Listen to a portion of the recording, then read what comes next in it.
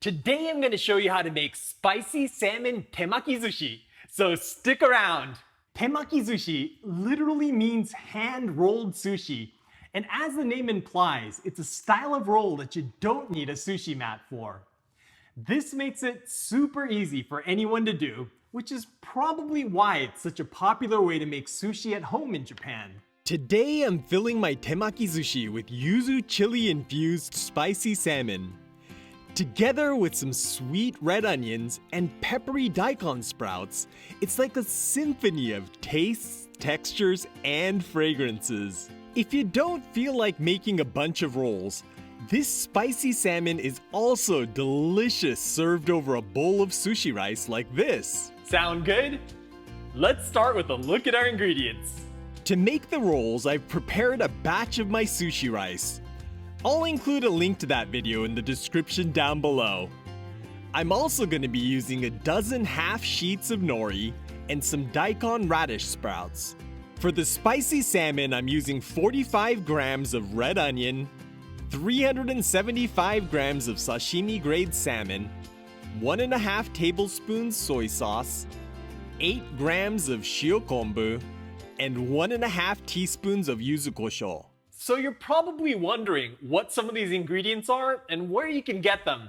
But don't worry, I've got you covered. Yuzu Kosho is a Japanese chili paste made with green chilies, yuzu zest, and salt.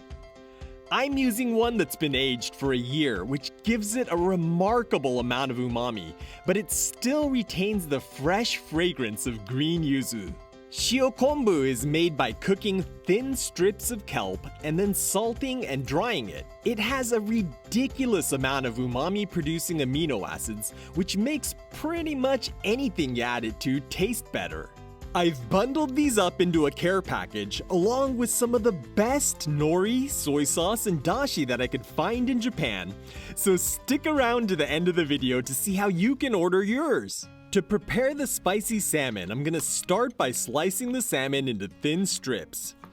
My salmon was pretty thin, so I'm gonna be using the full thickness of the fillets, but if your salmon is meatier, you may need to butterfly the salmon horizontally before cutting it into strips. Then I'm gonna turn the strips 90 degrees and dice them into small cubes. Salmon can have parasites, so it's super important to use salmon that's meant for eating raw. This will usually be labeled as sashimi or sushi quality, so if you're not sure, be sure to ask your local fishmonger for their recommendations. Okay, let's get this into a bowl, and then you'll want to mince up the red onion. This is going to add a nice crisp texture to our spicy salmon while adding a pop of color and sweetness. Just be sure to cut them nice and small or they're going to be too pungent. I'm gonna add these to the bowl with the salmon, and then I'm gonna add the Shiokonbu.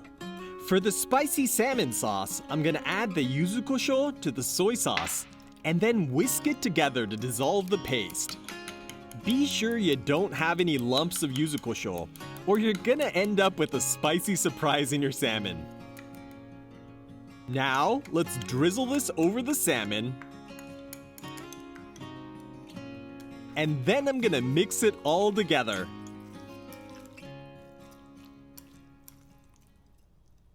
To make the rolls, I've got all my ingredients lined up, and I've also prepared a small bowl of water. I'm gonna start by grabbing a half sheet of nori, which is 4 by 7.5 inches, and you wanna make sure the shiny side is facing down. Then I'm gonna get a scoop of sushi rice and place it on the left half of the nori. Next, dip your fingers in the water to get your hands wet so the rice doesn't stick, and spread a thin layer of the rice on the left side of the nori, but leave the left corner open. The idea here is to pick and place the rice rather than pressing or smearing it. Okay, let's add some daikon radish sprouts with the greens pointing to the top left corner. Then you want to add a spoonful of spicy salmon, roughly in the center of the rice. It'll be easier to roll this if you add less filling, so you may want to start out light and then work your way up. Now I'm gonna pick the nori up and use my left hand to turn the half with the rice into a cone. Then I'm gonna wrap the right half over the salmon like a blanket and line the right corner up with the back of the left corner. Just like this. Okay, let's try another one. I'm gonna put the nori down with the rough surface facing up. Add a golf ball sized scoop of rice to the left side. Get my fingers damp and spread the rice all over the left half, leaving the top corner open. Place some radish sprouts on the rice with the greens set over the vacant nori. Add a scoop of the spicy salmon. Now we're gonna pick it up, folding the bottom left corner over to the center of the nori, and then we're gonna wrap the top right corner over the filling and around the back of the top left corner. Looks good, doesn't it? Temaki sushi is best eaten right away, so I'm gonna go ahead and go in for a bite here.